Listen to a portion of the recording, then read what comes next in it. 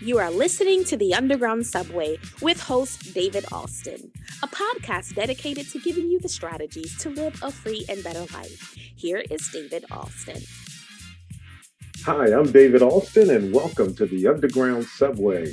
Thank you for joining us for this podcast that has one purpose, and that purpose is to give you all of the tools necessary, to give you all of the information that you need to live a better and successful life. I'm excited. I've got a super great guest, and we're going to discuss what it means to go behind the screen. I know you're probably wondering, what does that mean? Well, we're going to find out. I'm excited. Listen, my friends, no matter where you are, no matter what life has thrown at you, no matter what you've had to deal with in the past, there's always hope. There's always a way out. There's always that one underground subway that you can hop the train, jump on the train, jump on board, and learn everything that you can to live a better and successful life, a life that's full of liberty and freedom. What is liberty? It is the ability to think, to move, to act, and to react without restraints. Many of us have had so many traumatic experiences in life in which we feel like I'm going to always be in this situation. However, my friends, we have come together today. My good friend, my guest is going to pour so much into you. I'm excited about it, that you're going to walk away from this edition of the Underground Subway better prepared to work toward your purpose.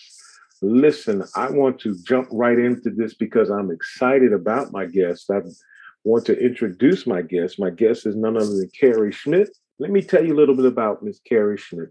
As the founder and CEO of Infinite SOULutions, LLC, Carrie Schmidt puts the soul in solutions by transforming lives personally and professionally. A dynamic, influential thought leader and motivational speaker, she has the ability to instantly captivate your mind, heart, and awaken your soul by empowering you to gain clarity on your purpose, overcome limiting beliefs, and have the confidence to pursue your dreams. That's what we want you to do. Pursue your dreams. Let me tell you a little bit more about Carrie. After achieving top-level leadership roles and a six-figure salary, everything she ever worked for in corporate America, Carrie still felt a longing for something greater. She embarked on a spiritual journey of personal discovery and development that led to research the fundamentals of psychology, neuroscience, and quantum physics.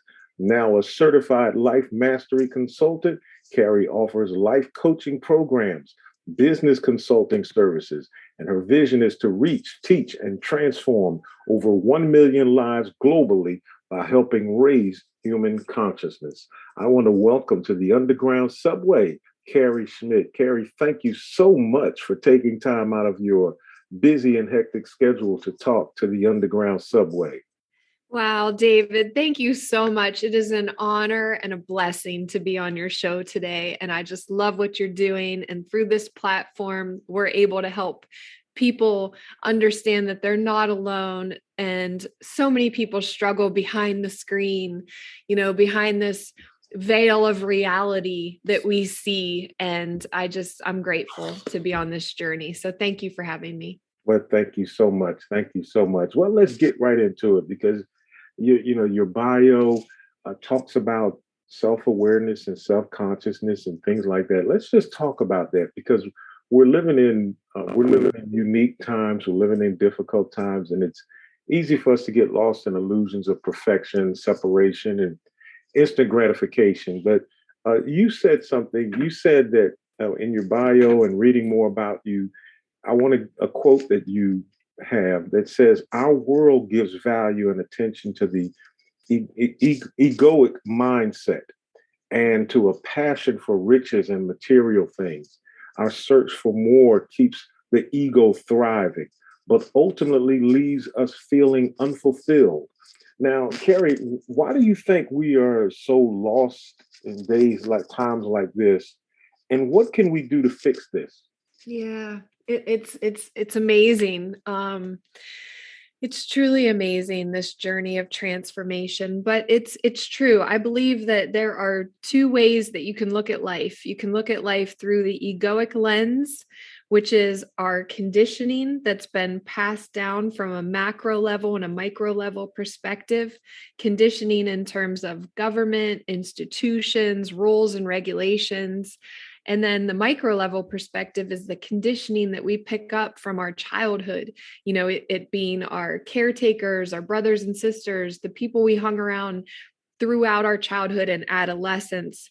And that becomes your viewpoint of reality, basically. It becomes a download into your subconscious mind, which is a program. And the subconscious mind, its job is to store and retrieve information. And it's also wired to, first, what we don't understand is that we build these kind of survival mechanisms or defense mechanisms throughout our lifetime.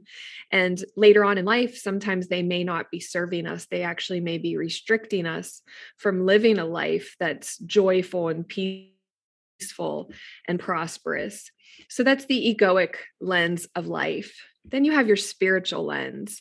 And that's really just realizing that we're all connected. We all come from one source. It doesn't matter what color our skin is, where we live, how much money we make, or what kind of car we drive. We are really all spiritual beings here on this physical planet, experiencing reality in a 3-dimension reality. But there's so much more to it. And I believe that we've lost sight of what's really important in life. And the reason why is because of the programming. It started with the news, ABC, NBC. What do you see? A bunch of news and fear, broadcast to the whole world.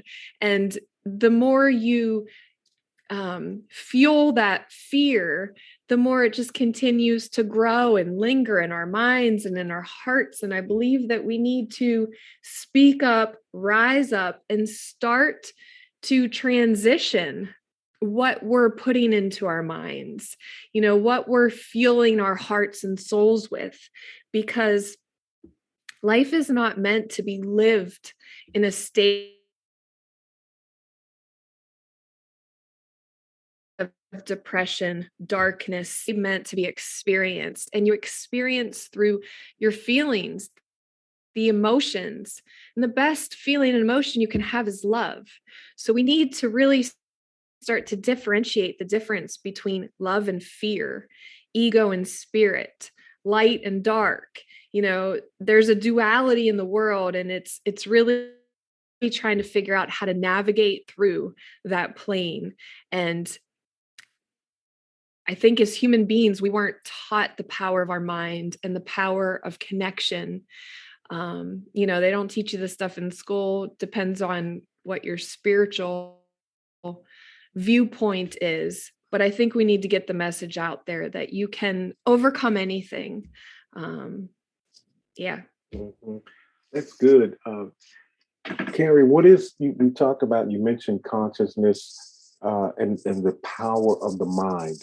You mentioned consciousness, you mentioned the power of the mind. Why is it important for us to raise our level of consciousness? But if you can answer that question by explaining what it is, I often say in my podcast, I'm from Philadelphia. And because I'm from Philadelphia, one of my movies that I love is Philadelphia, starring Denzel Washington and Tom Hanks. Yeah. And there is a scene in which Denzel Washington, who was an attorney, asks a witness a question, and he says, "Explain it to me like I'm a 6-year-old." So if you can explain it to me like I'm a 6-year-old, what is consciousness? And then why do we need to raise our level of consciousness? Yeah. I'm actually from Pittsburgh, so okay. All right. I'm a PA girl too. All right, there you go. Consciousness is really awareness of love's presence and the fact that we are all connected, and we live in a multi-dimensional universe where just everything exists at once, and it really is based on your viewpoint of that existence. So I'll take it a step further. The power of your mind. We have a conscious mind and a subconscious mind. We use our conscious mind 5% of the time, and our subconscious is about 95% of our brain's capacity. The subconscious is what helps your heart beat. It helps you breathe. It helps regulate your body temperature. But it also is where all of your memories and emotions are stored. Your long-term memory is your subconscious mind. And like I said earlier, we pick up this programming and we experience trauma sometimes in our childhood, adolescence, and this is downloaded into our subconscious. So the key to raise our level of awareness or raise our level of consciousness is to become more aware. It's almost like become an observer of yourself without engaging in your way of thinking or feeling. Just observe and become aware of how you're thinking and how you're feeling. And when you do this, you can raise your level of consciousness in terms of your interaction with the world. You see, I teach a system of transformation to help people overcome their unconscious behavior patterns and self-sabotaging habits. So I'll give you, for instance, let's say, I grew up and, let's just say, I'll use an example of I like to eat potato chips, right? Or I like to eat ice cream. And it's almost like I'm doing this, I'm emotionally eating. I'm eating chips or eating the ice cream is going to make me feel better in that moment, where it's actually a mindless activity. It's the same thing as like smoking or drinking or some of these self-sabotaging habits we have that kind of fills a void inside of us. We feel like it is in that moment, but it's really not feeling the void. And the goal is to figure out what is the void and where did it come from so that you can fix it. But we try to fix these things with stuff on the outside, and that's not serving us. So just being aware of those types of issues or behavior patterns, raising our level of awareness or consciousness so that we can gain control or power in the present moment over our actions and our reactions. And that's really the key, is understanding that I don't have to replay the same story or the same pattern over and over again in my life. I can become aware of my own way of thinking and start to reprogram my thoughts. Also become aware of the way those thoughts make me feel.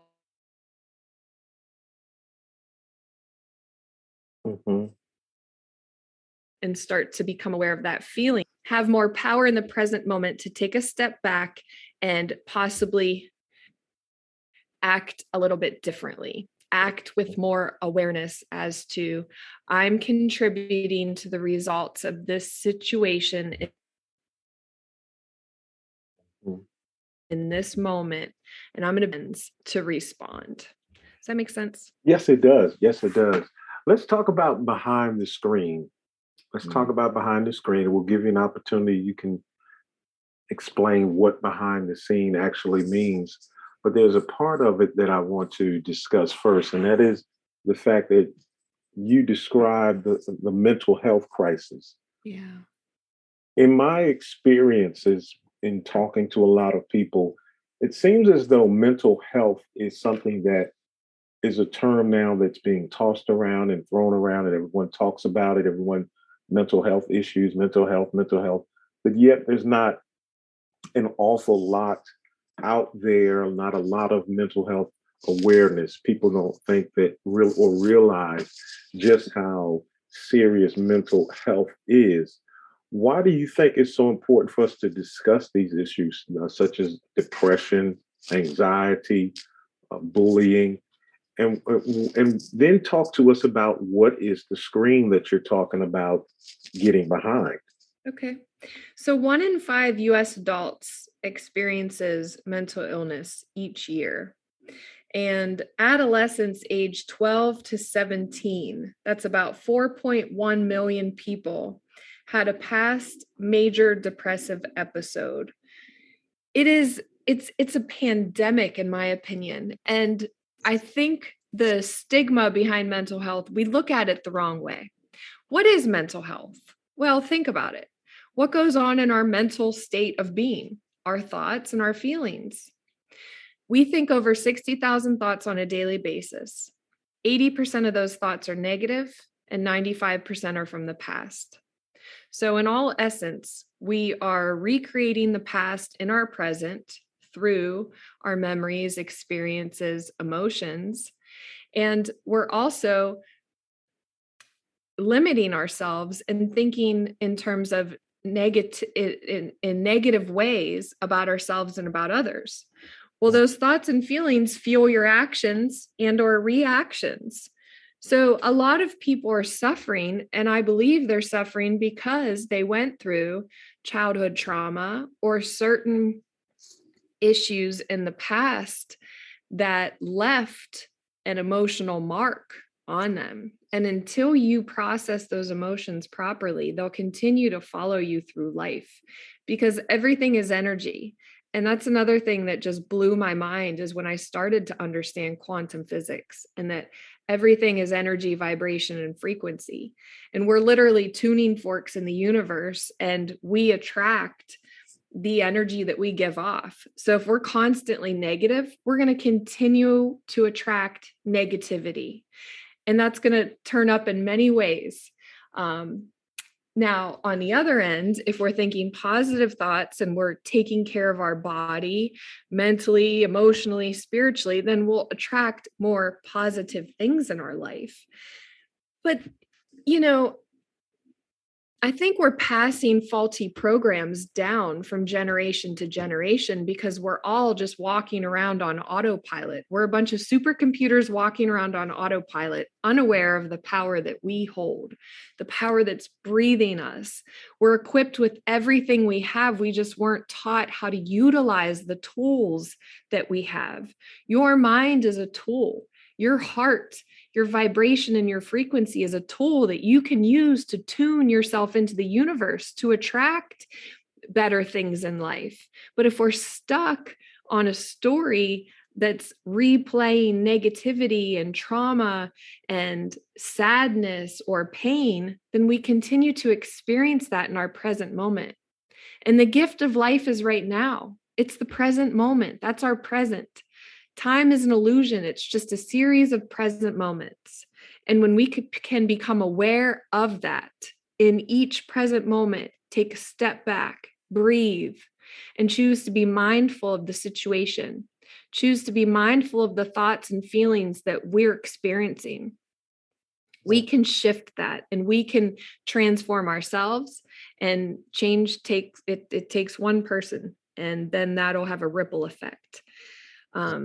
Now, as far as bullying and depression and anxiety, we're passing these faulty programs on to our kids. And I like to say, well, what can we do about it? Well, the fact that the law of cause and effect, right?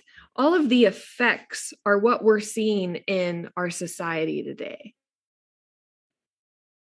Mm-hmm. The hate, right. Those are the effects. Who gets to deal with the effects? Our children, mm-hmm. right?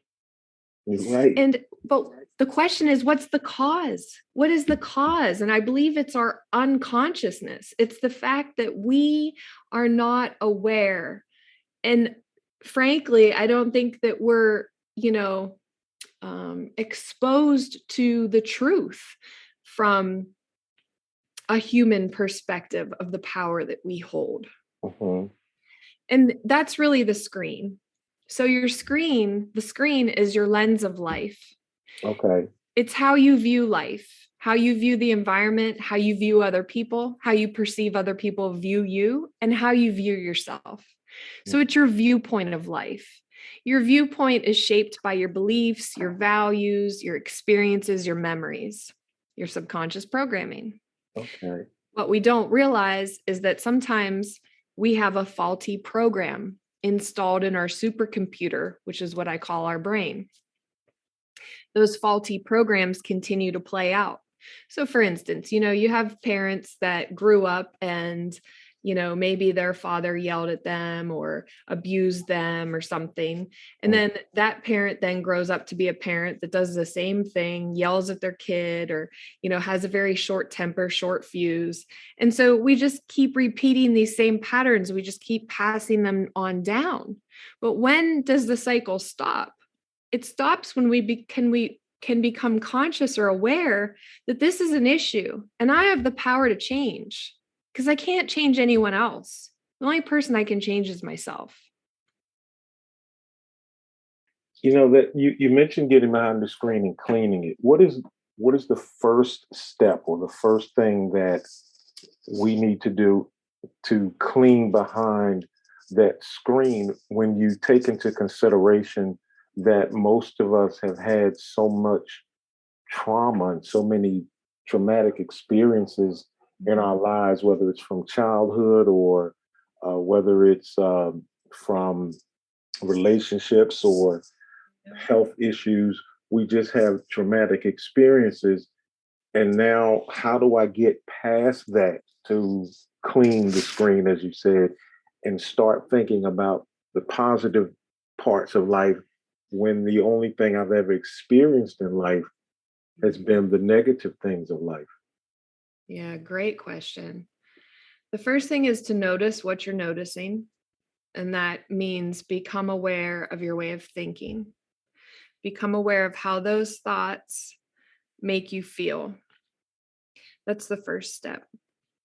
And the screen is really the veil of reality between your conscious and subconscious. So when I say get behind the screen, it's basically saying go into your subconscious program and clean it, remove those faulty programs. So I teach a 7-step system of transformation in my book, Behind the Screen, that takes you through 7 steps to help you uncover those unconscious behavior patterns, which is step 1 is tag it. In every present moment, I can tag that this is a pattern of behavior.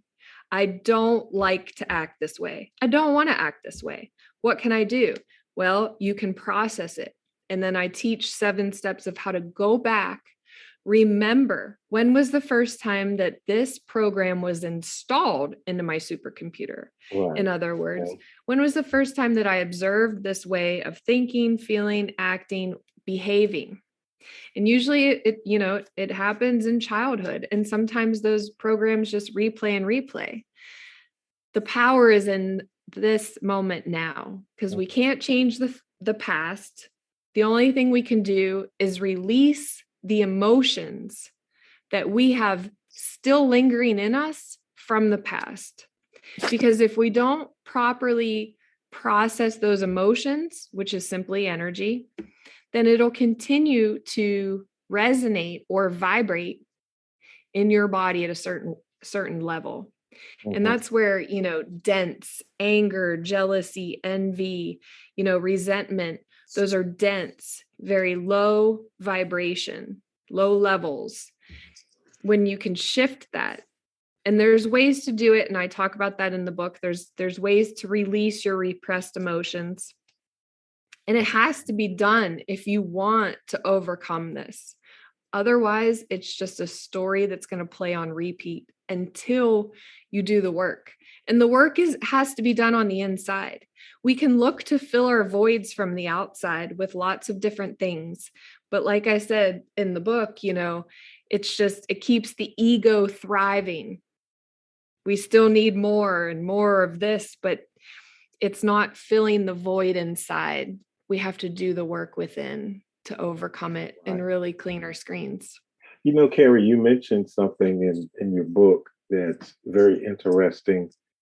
You talked about that we all need to have that quote unquote wake up call, in which we just have this epiphany that I need more. You went from earning 6 figures to feeling as though this is not the life, this is not it. What was your wake up call? What happened to spark you? Yeah. I lost my father. I say the wake up call comes in 3 Ds: death, disease, or divorce, unfortunately. Mm-hmm. My father passed away unexpectedly from pneumonia when he was 60 years old. And that was about 9 years ago. So sorry. And thank you. The moment that I walked out of the hospital room after my dad took his last breath, my life changed.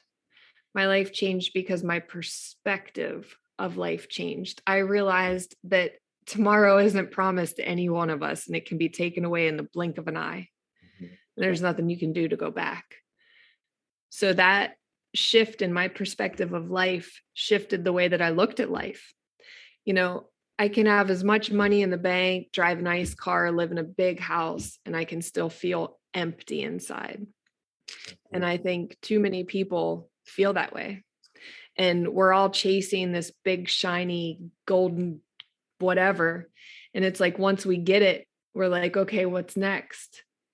And that's kind of, for me, I worked as a woman in an all male dominated industry. I got to the top. I was a general manager of $100 million manufacturing facility. I had everything I wanted and didn't need anything. And I was like, this isn't it, So I went out to Los Angeles. I started studying under Mary Morrissey, and I started researching the meaning of life. How do I connect to my power, passion, and purpose? And I found that most people, we work and work and work until you get all of this. And then it's just like, well, that's really not serving my spiritual needs, I guess. Mhm. So that's what it was for me. I said something to someone a while ago, and I mentioned to them that I may be in the minority, but I really do not agree with. There's a line in a certain prayer that people pray. They pray that it's called the Serenity Prayer, in which they say, "God grant me, the wisdom." There's the line that I don't agree with necessarily says that, "Give me the ability to accept the things that I cannot change." And Right. I look at that a little differently, and I say, well, why can't I change certain things? Why do I have to accept it? Give me the ability to change certain things. How does your 7-step program, does it help us to view life and say, I can change things? I don't have to just accept life as it is, the trauma, the 3Ds, they don't have to impact me in that way. I can make a difference. Does your program help with that? Absolutely, it does. It helps you shift your mindset from a condition or limitation based way of thinking to brave thinking and overcoming the illusions of fear, doubt, and worry, because they're not real. It's a figment of your mind. Now, to your point about accept the things that I cannot change, I have to accept that I cannot change another person. Mm-hmm, I have expectations of them, mm-hmm, and that's my own limitation. I cannot expect anyone else to change, and I have to just accept that. But the person that I can change is myself. And mm-hmm, I can take my power back, and I can make a different choice in any present moment to change and to override my limited way of thinking, or to say, I can overcome this disease or illness. I can shift my mindset, because the power of our minds, like that's what it blows my mind. The placebo effect. I mean, just your belief in something right, can right. change. It can Yes. change physically your body. Dr. Joe Dispenza, I love his story because he was hit by a car on a bike and his spine was severed, and they told him he'd never walk again. He had to have all these surgeries. Long story short, he ended up healing his spine on his own. and now has made it his life's work to teach other people the power of meditation and the power of going within to access different states of consciousness in your brain, different brain wave frequencies. There's gamma, there's so much that we can do that we were just never taught how to. Right, right. Yeah.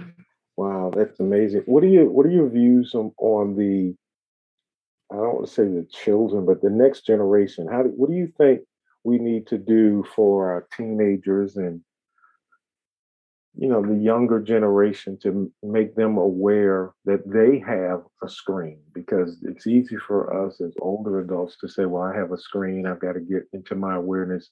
What about the next generation? What can we, because their view on life is totally different than ours. Most of them, their views on life is just a video game and going out to hang out. But Yeah. but yet and still they've experienced a lot of trauma in their lives that we may not know about. How do you deal with it? What do you say to the next generation to prepare them to go behind the screen? That's actually one of my goals is I want to speak to high school students and college students and teach them the power of your mind, teach them about energy, vibration, and frequency. But here's the key. We need to be teaching emotional intelligence. I'm a business consultant as well, in addition to a life coach, and I teach emotional intelligence in the workplace. Why are we learning this later in life and not in elementary school and middle school? There should be a dedicated class, a required class to teach emotional intelligence. There's so many kids struggling with so much right now. And we're not talking about how to deal with our emotions, how to deal with the pain they're feeling, how to process that pain or trauma. That's the key is we need to teach them how to deal with the thoughts that go on in their mind, how to navigate through this world based on the emotions they feel at any given point in time. Teach meditation, teach the power of breathing, to just take a step back, pause, breathe, because when you breathe, it calms your central nervous system. If we could teach our kids these things, you would see a totally different culture later on. But I believe the kids, our children, I have a 15-year-old son who I've raised on my own. And you're right, they're actually living in a virtual reality right now. So when they become adults, I think we're going to see a very different landscape in our society. I don't know if that's good or bad, but I think that we need to be putting the resources and the tools, we need to be laying that foundation now for them in order to step into a reality that can be sustainable, if you will. Carrie, you said that, and I'm just nodding my head in agreement. Yeah, thinking wow, you're just hitting the nail on the head. We only have a few minutes left. Time flies when you're having fun. But do Yeah. you think that you talk about emotional intelligence for this next generation and expressing it? Do you think that's why what we're doing in our society today, in our world, is we're witnessing so much anger and violence from the young generation who says, I'm dealing with these issues, and the only way that I know to express my anger or express my feelings is to do what I may see in a video game, which is to lash out and hurt someone. And so we're experiencing so much violence in our world because we're not reaching them. Do you agree with That's that? right. A 100 million%. And that is the link back to mental health, Right, right. because mental health is the most important health Mhm. we should be concerning ourselves with. And if we're able to harness the mental state and help our kids deal with the thoughts that go on in their head, Mhm. the comparison, the bullying, and just the screen of how you're supposed to look, how you're supposed to act. It's such a faulty program that we need to stop passing down to our kids and teach them how to properly express those emotions or feelings, because you're absolutely right that it turns into violence because that's the only way that they see or know how. Unless you're being taught alternative ways of dealing with your emotions, you pick up what you are exposed to. Right. That's right.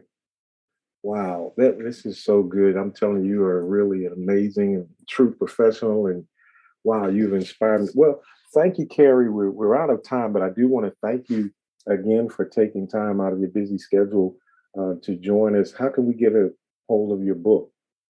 Thank you, David. It's such a pleasure because this is my passion and I feel like it's my purpose to share the truth.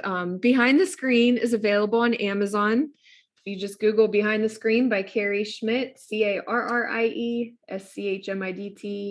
you'll be able to find it, get it, share it. And please do leave me an honest review if you do. It's also available at bookstores as well. But it took me 4 years to write this book. It's really my heart and soul poured out onto pages. And it talks about pretty much everything that's going on in our world today and how we can make this world a better place. And it's going to take each one of us getting truthful with ourselves, letting down the walls, opening up and being vulnerable, and learning how we can harness our power and spread more love and light in the world. Well, again, we want to thank Carrie Schmidt for joining us. Thank you, Carrie. Hopefully we can do this again. I hear the music starting. And when I hear the music, that means one thing to me, that the train is pulling into the stop, and it's your stop to get off, my friends. I want to thank you for listening to the Underground Subway. I want to give another special thank you to our highly qualified. I always want to give you quality and qualified guests, and Carrie Schmidt certainly was phenomenal with the information. We need to get behind the screens and make the world better by making our own lives better. Listen, my friends, we're out of time on the Underground Subway. I want to thank you for taking time out of your busy schedule to listen, whether you're on the treadmill or at home or wherever you may be. I really appreciate you taking time out of your schedule to join us. Well, before we go, the doors are opening and it's time for you to get off this train, but we'll be right back around soon. We'll pick you up next time on the Underground Subway. But before you go to bed tonight, I want to challenge you. I want to issue you a challenge. Find a mirror. Look yourself in the face, eyeball to eyeball, and ask yourself a question. Today, did I do something to make this world a better place? Today, did I work toward my purpose? Or did I waste another day? Think about that. We don't have any more time to waste. I'm David Alston, the conductor of the Underground Subway. We'll see you next time right here